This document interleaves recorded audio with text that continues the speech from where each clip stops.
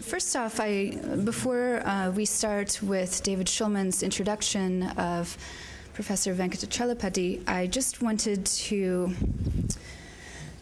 just so that everyone knows who our panel presenters are, I just wanted to go through kind of the list of names on the back of the program, and when I come to you, could you just sort of raise your hand, and then people will be familiarized with who you are.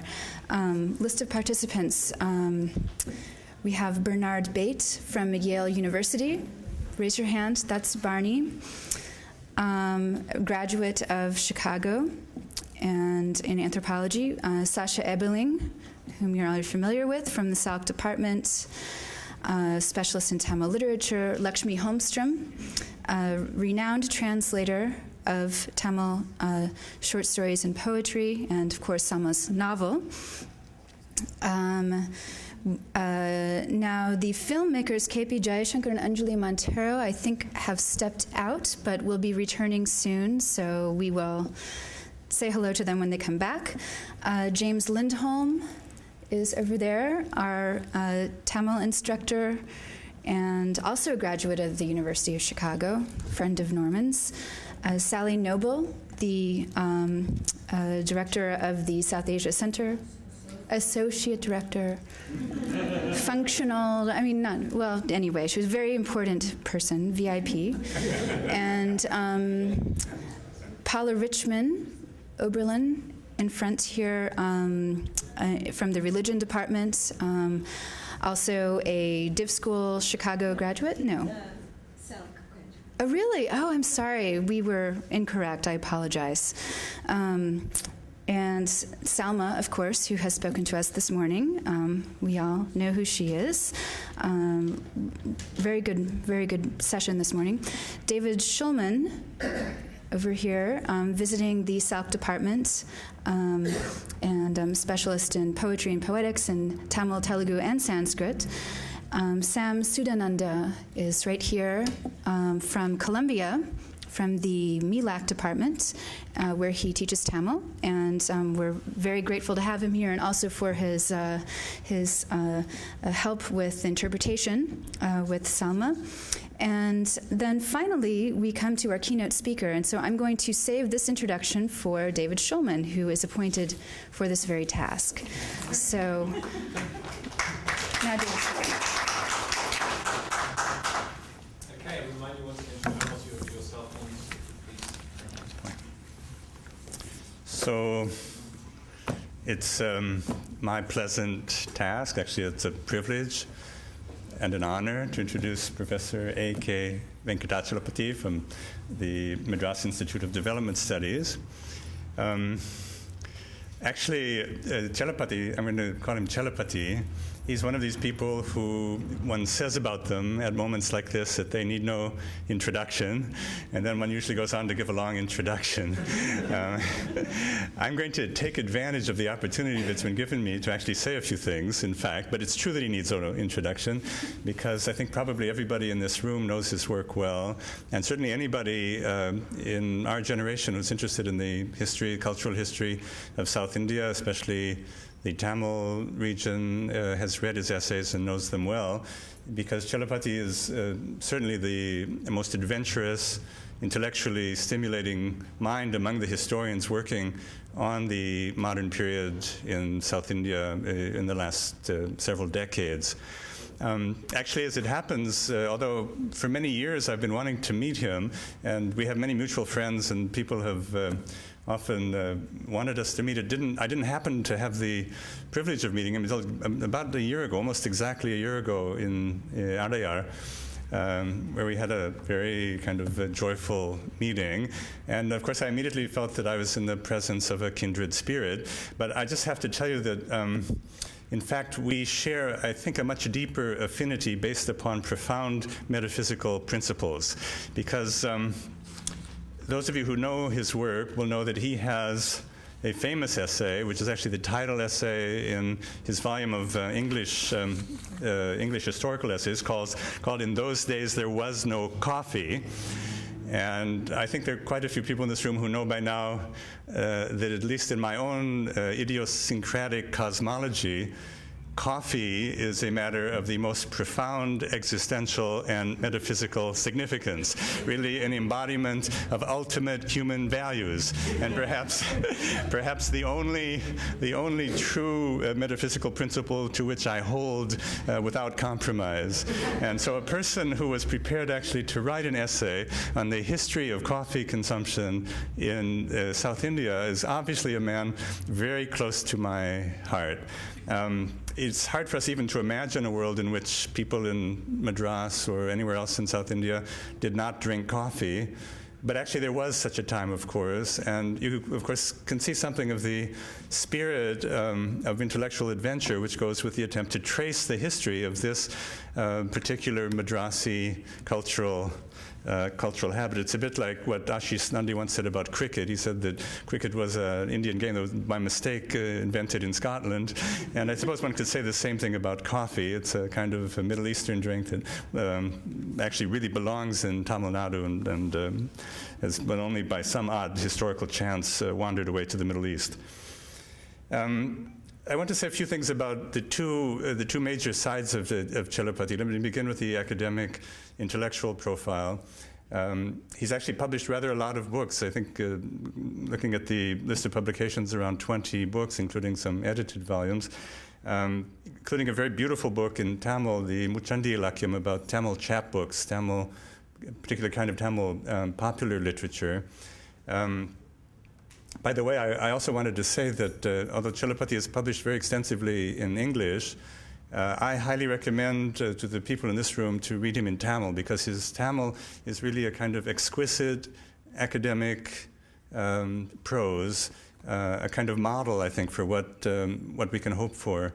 And it has a particular richness which, given a choice, I certainly would recommend that you read his Tamil essays, including the Tamil versions of the essays that have also been published in English.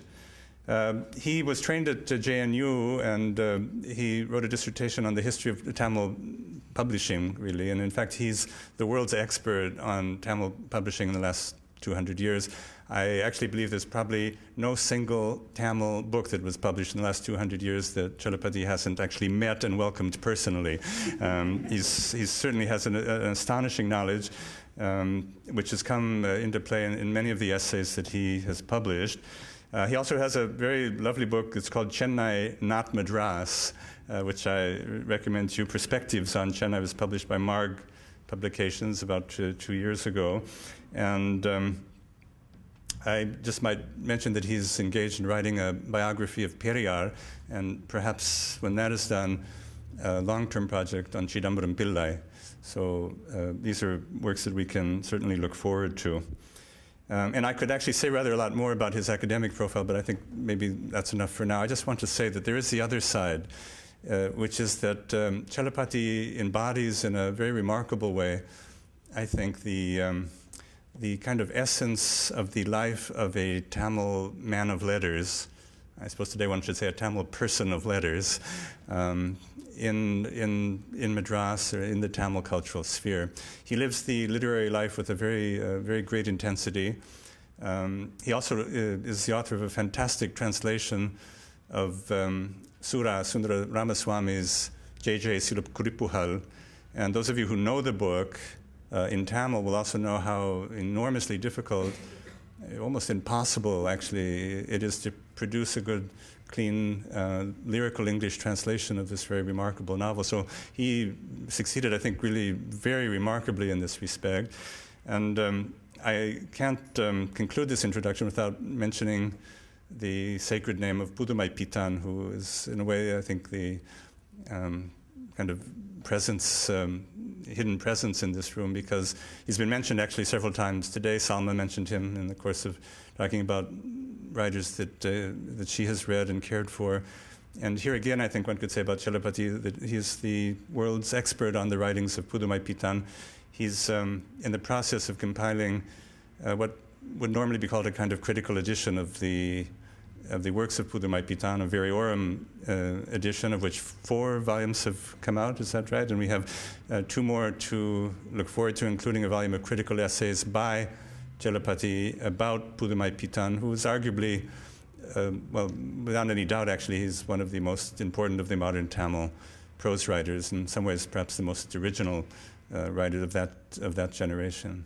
So I think without further ado, I'll ask him to come and give his keynote address, please.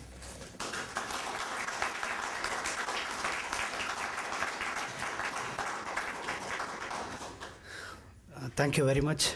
I'm deeply honored. I know David Shulman is a great scholar. He's also a generous man. Thanks, David. I'm overwhelmed at being here for two reasons. I met Norman Cutler 20 years ago when I was about 20. He came to the Maramalaedigal Library when I was working there. He came with Lee Weissman, and we met him. And even at that moment, he was a quiet man, but you could see that he was not a shallow man, deep waters, I could say. And then, of course, subsequently, 10 years later, I was here teaching for a while, and Norman made it very, very pleasant for me here to stay. And as Barney mentioned it this morning, reading his wonderfully written essay in Shelley's volume, reminds us what a great scholar he is.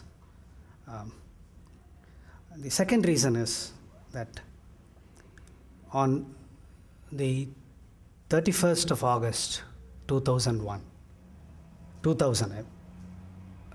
that was the day Salma's first collection of poems was published. That was the first time I saw her. I got the book hot from the press, and I saw her with Sundar Ramaswamy, and I gave the copy to her. She was, what you heard in the morning was only a very small part of her life. I saw a very tentative young woman, unsure of herself. Of course, I had read all her work, and we had discussed her work with so many friends, but seeing her in person, very, you read all that she had written into her personality. And now, 6 years later, I see, she's so confident, and she's here, and she's the featured author. So for that reason also, I'm very, and she's being translated by one of the most, probably the most important translator working in Tamil now, Lakshmi Holmstrom. And of course, as you would have heard this morning and also tomorrow, you know that only a person like Lakshmi Holmstrom can do justice to the writing of Salma. What I propose to do over the next 30 or 35 minutes is to give an overview of Tamil literature since 1947. I could, in a sense, call it leading up to Salma. Basically, it is trying to situate the phenomenal growth in the Tamil literary output, quantitatively and qualitatively, in the last 10 years. I just want to trace that moment from about 1947. At the time of Indian independence, even though Congress would be the most popular party and Indian nationalism, was still the most important political and social force in Tamil Nadu, the Dravidian movement had already emerged. And within the first decade, I think the Dravidian movement, the Tamil identity politics, largely defined political discourse and social discourse in Tamil Nadu. You could say that 1967, that was the year when DMK came to power, the Congress lost. But even by the 50s, the Congress and Indian nationalist forces were reduced to playing a very reactive role in Tamil politics and in Tamil culture. The agenda, the terms of the debate were being set by the Dravidian movement. It was also at that time you find the emergence of a commercial media of mass circulated weekly magazines, most of them. A combination of these two, the agenda being set by the Dravidian movement and Tamil nationalist politics, and the growth of the commercial media, the mass circulated magazines. It was in this context, in literary production, there was a clear split. For almost 30-40 years, literary production in Tamil Nadu, went on two parallel tracks. One kind of writing was produced and distributed and diffused in society through these mass circulated magazines. But on the other, there was a self-conscious modernist writing which thrived separately. By about the 60s, this cleavage was so clear and there was no kind of give and take. It was either the mass circulated magazines and the popular writers being completely oblivious of the modernist writing, new writing coming from the other side, and while on the other side, the self-consciously modern writers, they're completely distanced from the mass circulated magazines. This is best epitomized in the emergence of this phenomenon of the little magazines. Little magazines, though I think it is fairly self-explanatory, it has a number of other aspects which need to be factored in. These magazines, first, they were very conscious reaction to the mass circulated magazines. Here we have to remember that, in the 30s, 40s and 50s, the best of writings which we celebrate to this day, they were written in these popular magazines, which had not actually become really big, but still there was no cleavage between, little magazines and mass circulated magazines. In the 30s and 40s and even till the 50s, the best writings of whether it was, Pudumai Pittan or Kupa Rajagopalan or M.V. Venkataraman or Na Pichamurthy, they were being published. Of course, Pudumai Pittan is an exception. He never wrote in Anandavidan except for one story. All these writers were writing in Kalaimagal. They were writing in journals like Kalaimagal was very important, which was incidentally, one of the honorary editors was U.S. Salma there. Anandavidan was also a forum for these kind of writings. But you find by the very fag end of the 1950s, the little magazine tradition begins. And once again, the symbol of this kind of movement was the Editor. It was a monthly magazine. It was only 200 copies were printed of these magazines, and they were up to their gill with the latest in American and English writing, and also to a certain extent European writing through translations. And when this movement began of these little magazines, they consciously positioned themselves against, as I said, the popular magazine. They would completely eschew politics. They eschewed commercialism. The word popular was completely anathema. Anything, in fact, it was taken to such an extent that, if any good work was read by a large audience, immediately, that would be looked at with a great amount of suspicion. And this little magazines also, constructed a tradition for themselves. They thought of, some of the earlier failed journals as the beginning of the little magazine tradition. While, for instance, Manikudi, the classic journal, which was started in 1933, my own experience, I read about it when I was growing up. It was this, the great fountainhead of Tamil literary modernism. But when you actually went back to the journal, I found that, it was trying to be a popular journal. It was a serious journal, it was a popular journal. They were trying to do it, but they failed. And all the stalwarts of this modernist group, or whatever we could call it for the moment, the titans of the little magazines, if I may mix metaphors, they were actually publishing in the 40s and 50s popular magazines. They were trying to do it, but they failed.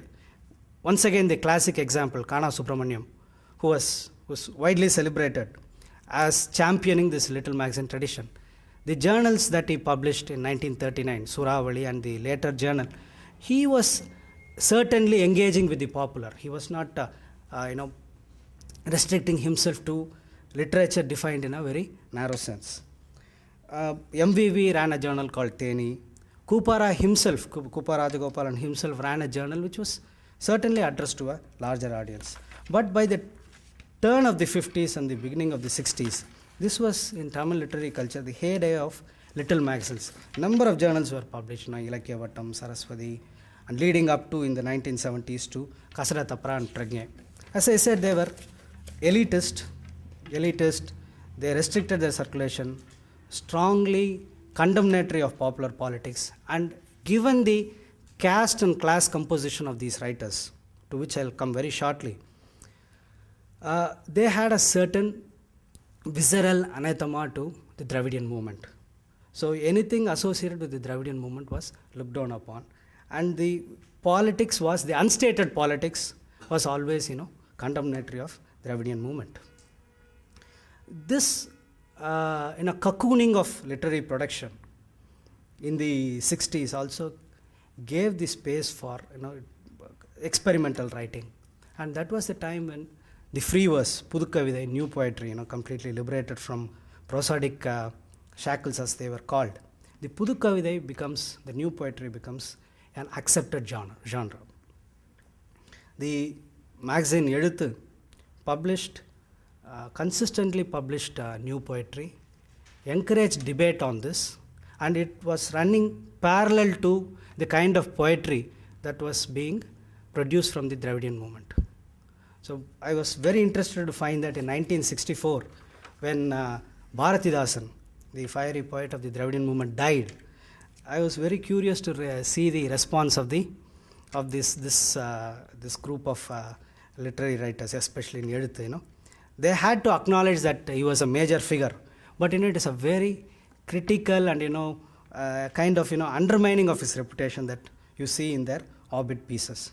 It was in this this two parallel stream of literary production. Very few were able to break this barrier or bridge these two streams. The only exception I can think of is Jayakanthan.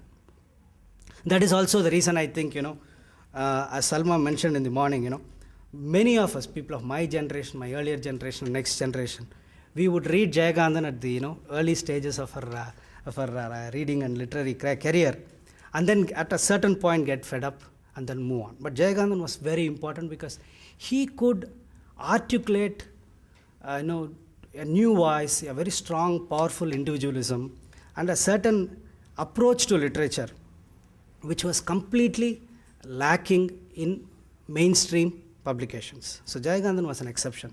In that sense, he also,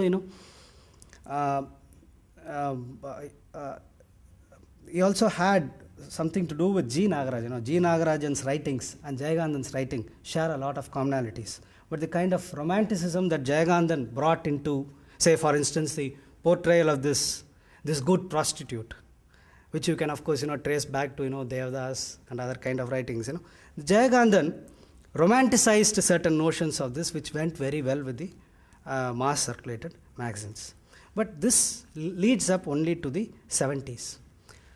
By the beginning of the 80s, or even a little earlier, there was a felt crisis in the literary world. I remember this very well because 1981-82 was the birth centenary of Subramanya Bharati. That was the time when I started going, to meetings and readings. That moment is still, I can remember it. And the dissatisfaction with the existing literary world, the forms of literary production and literary politics, this is extremely well expressed in this brilliant novel of Sundar Ramaswamy. 1981, he publishes J. Kuripagal. It's a very interesting novel. I'll just want to summarize it in 2 or 3 lines. The form of that novel. It is written as the novel is structured as a fictional biography of a Malayalam writer, and this biography is actually being written by a Tamil writer. So this gives the scope for Sundar Ramaswamy to express his misgivings and dissatisfaction with the Tamil literary world, but not directly, by an apparent critique of literary production in Kerala. And one of the running themes of this little magazine tradition was it's not only its anathema towards the Dravidian movement, but also its deep distrust of left politics, especially the Stalinist politics of the communist parties, which was the lot of the communist parties in those days. So that stream was also there, and you had these camps of progressives and reactionaries, as these people were called. Looking back at it 20-30 years down the line, we see that what a completely what a complete waste of time these people had, indulged in. It sheds no light or heat. Great amount of paper and ink was wasted in those times. But the progressives, because of the way their organizations were structured and the kind of discourse that they adopted, they always could corner serious, introspective writers, and it was always a kind of burden that any genuine, sincere writer had to face. If you introspected too much and you had too much self-doubts, you would be called a CIA agent, existentialist, all kinds of names were called. It was in this context that J.J. Sala Kuripugal comes out as it's the language that it uses, a certain manifesto quality that some of the passages have, the sharpness of the language, the metaphorical use of language, all these they completely captured the imagination of a whole generation of readers, not writers.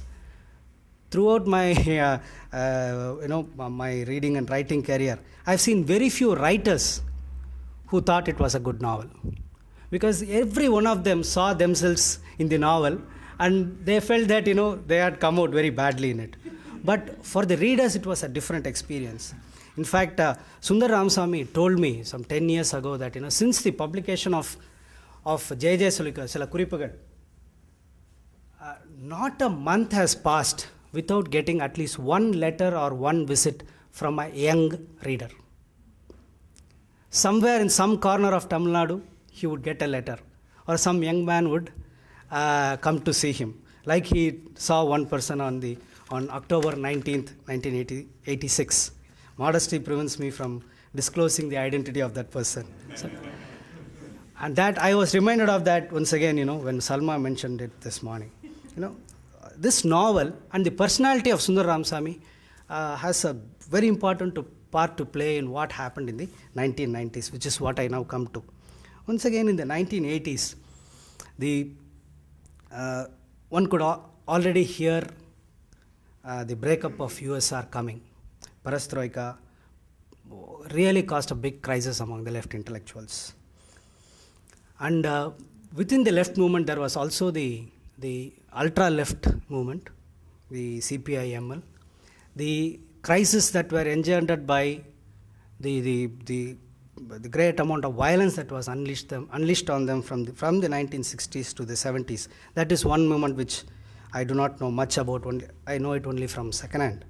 But in the 90s, many of these left movements were getting disillusioned with armed action, and they were increasingly working in civil society. They were engaging with mass politics, trying to put up fronts.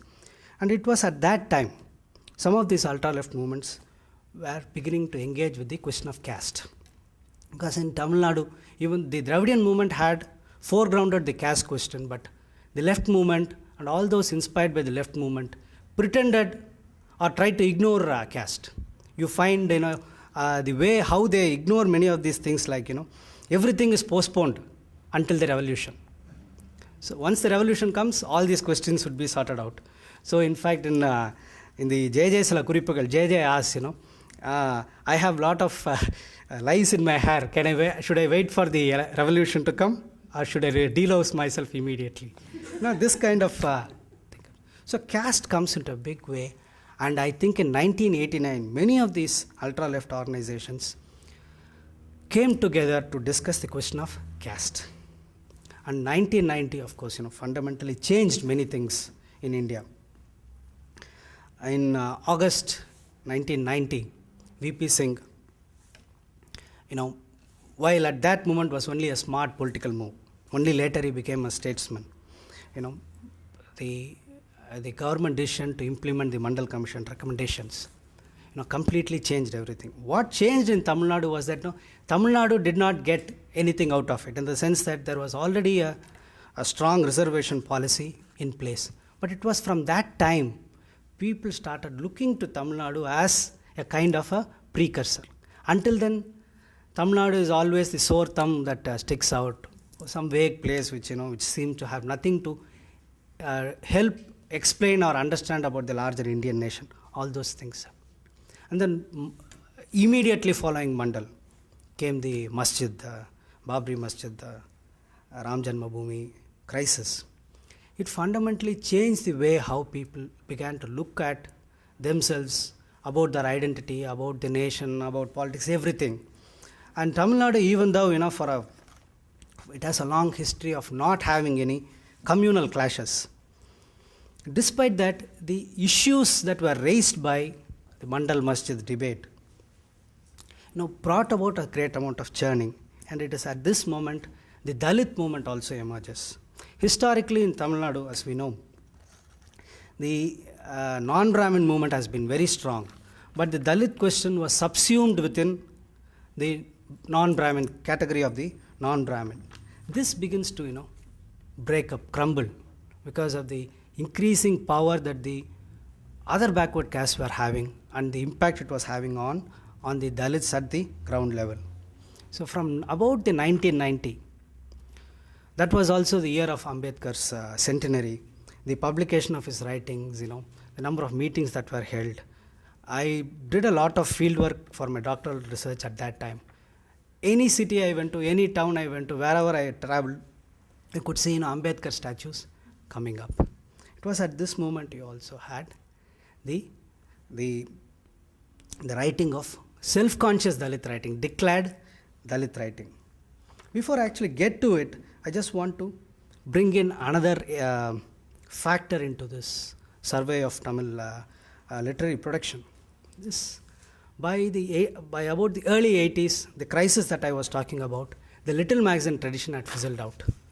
Because there was too many issues to be contended with, and one could not contend with all these things within the framework of progressive reactionary, art for art's sake, art for people's sake, or within debates about the new poetry. So through the 80s, there are very few little magazines that were published. And the 1990s changes all that. The very beginning of 1990s, three very important magazines begin to be published. One was a journal called Subhamangala. It was financed by a chit company because it liked somebody, a fellow traveler of the left movement. So they wanted to do something for him, so they started a journal for him. So the whole journal was subsidized, and for the first time a literary magazine was published with multicolor wrappers and photo offset printed pages. So this editor of this journal, Komal Swaminathan, he is dead, may his soul rest in peace. It would be very difficult to say this in Tamil Nadu. He was a phenomenally ill-read man, but that was his strength. Because he had not read anybody, he did not have opinions. Okay? So he just went by names. So he created this forum when there was nothing for people to write. One could not write in Ananda Vigadan or Kalki or other magazines, and there were no little magazines. So like a railway platform, all well-known names from various groups. It could be Dravidian, it could be CPI, CPM, CPI-ML, fellow travelers, independent writers, reactionaries, right reactionaries, former CA agents, present CA agents, everybody wrote. That created, and because this journal was published at a time when all this turbulence was going on in India at that time, it gave the space for this publication. And also because the editor was a very poor editor, he wouldn't know what to cut out. Whatever was written was published. So it was a free for all. And that was the churning, that helped people to write. So for the first time, people were reading other kinds of writings. Because I do remember that, at least two things I remember. I know that CPIM Literary Front gave a diktat that nobody should read. J. Sundaram Swami. I also know that, for instance, the ML historian, G. Kesavan, once again the left party said that you should not read him because he's quoting Marx and Engels too often. It's very uncomfortable.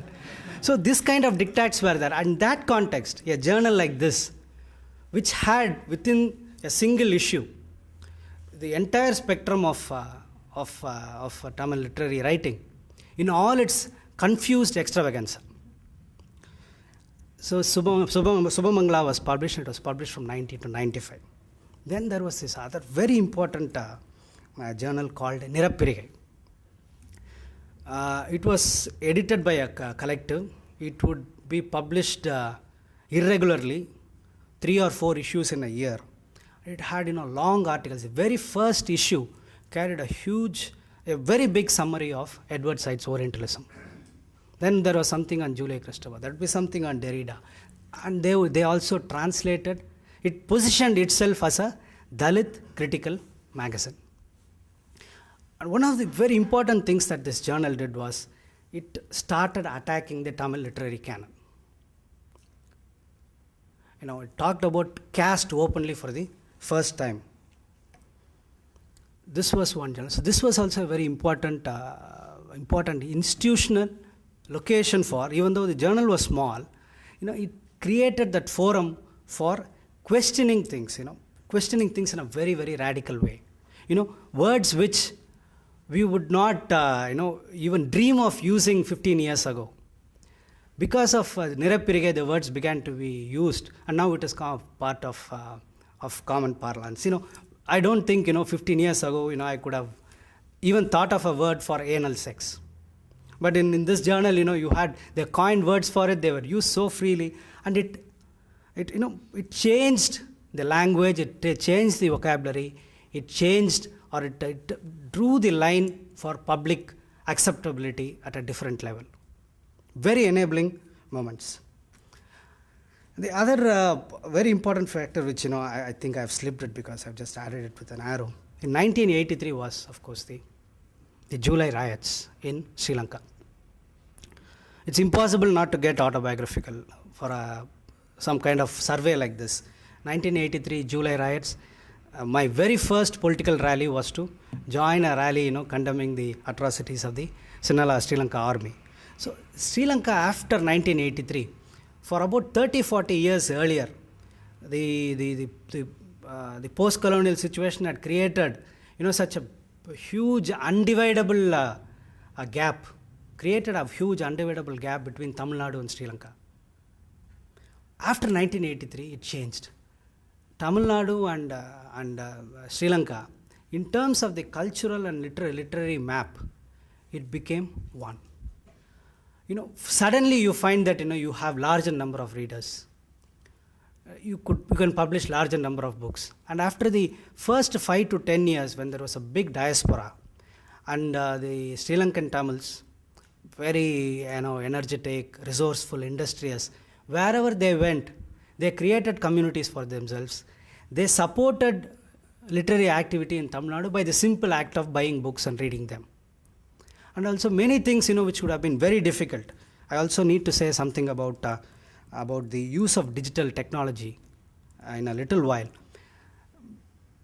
Many of the Sri Lankan Tamils were the true pioneers in getting Tamil into the internet, into making Tamil adapt to digital technologies very easily. I think, for the other Indian languages, even Hindi, it had to be done through the aegis of the state. In India, in Tamil Nadu, the wonderful adaptation of Tamil language to digital technology was done outside the purview of the state. It took place because of independent, non-state initiative. The Sri Lankan ethnic issue also, in a sense, expanded this Tamil public sphere that I am talking about. It is in this context you find that there is a great amount of unleashing of writing it. There's a huge surfeit of writing. People are writing poems, stories, essays, and I think essays become a very important form. That is, non-fictional writings become a very important form of communication. Until then, a writer is only a poet or a novelist or a short story writer. Not somebody like me would have absolutely no place. I would have had no place, which is true. Until this moment, the first 10 years of my writing career, I don't know who read my books. But now I know. At least there are some people who are reading it. In this context, there was a huge publishing boom. There was the critical writing that I have talked about. That is one aspect. But the huge amount of creative writing. And I think it is at this time that there is a phenomenal change in the social profile of Tamil writers. Nirappiriga is one of the tasks that it undertook was something which the Indian census operations never undertook. It actually did on a day-to-day basis, did a caste profile of many of the writers. It was so astonishing to see that, most of the writers, modern Tamil writers, until the 70s and even the 80s, came from Brahmin or the very top crust of the non-Brahmin caste. Yes, of course, the Brahmin presence was always felt. But it became so obvious, when one looked into the profile of each individual author, that the entire canon of modern Tamil writing had been created by upper caste male persons. But this, I said, from about the beginning of the 1990s, is completely changes. And also, perhaps I should put in a couple of other, factor in a couple of other things before actually talk for a few minutes about this new crop of writers. Translations have always been very important in Tamil Nadu. It's very surprising because, Tamil people have always had to carry the burden of being chauvinist. And it implies that, they do not want to, they are not open to ideas and writing from other places. But it's actually not true at all. In modern Tamil literary culture, Bengali was always very big, right from the 1900s. We translated Bankim. In fact, somebody translated a Bankim novel which Bankim never wrote. And there was translations from Marathi. There are many people in Tamil Nadu who think that, apart from, of course, Devdas is a Tamil hero. Like almost all regions in India think that, Devdas is their own thing. But Kandekar, the Marathi writer, was very important. Translations from Hindi were also published, Premchand and others. But if these other Indian writers influenced Tamil writing in the 30s, 40s and 50s, from the 60s, it was, translations from the European languages. Whatever might be your criticism about USSR, the fact that, they published such beautiful books, even though they translate, I know why I think the Russian masters are truly great. They worked even despite the very poor, atrocious translations that came from the Progress publishers. It's impossible not to miss it. Once again, I think I have to allude to Salma's comment this morning about reading about Russian literature. But I just want to add a couple of names. You would think only of, when you talk about the Russian masters, you would think only of Gogol, Chekhov, Dostoevsky, and Tolstoy. But I think she has some other names in mind, like Chingiz Aitmatov. I don't know if people read Chingiz Aitmatov in the US. I am sure nobody has heard of Russell Gumstow, I presume. Excuse my hubris. Russell Gumstow. And this is also important because I think it is very liberative for somebody like Salma because, Chingiz Aitmatov, Russell Gumstow, they were from Muslim communities. They had a very difficult relationship with the Russians. But, their works were published. People, they were fascinated by the world that Chingiz Aitmatov created. I think Zamila, Gulsari, they were, novels that captured the imagination of many writers. If this was, if they captured the imagination of writers and readers with, with the evocation of life in these regions, other influences were there. Like, for instance, Albert Camus' Outsider, the Tamil translation, it was published by a publisher who refuses to sell the copies that he publishes. You find such people in Tamil Nadu. I think it must have been, only 2,000 copies must have been sold. But that novel had such a big impact on writers.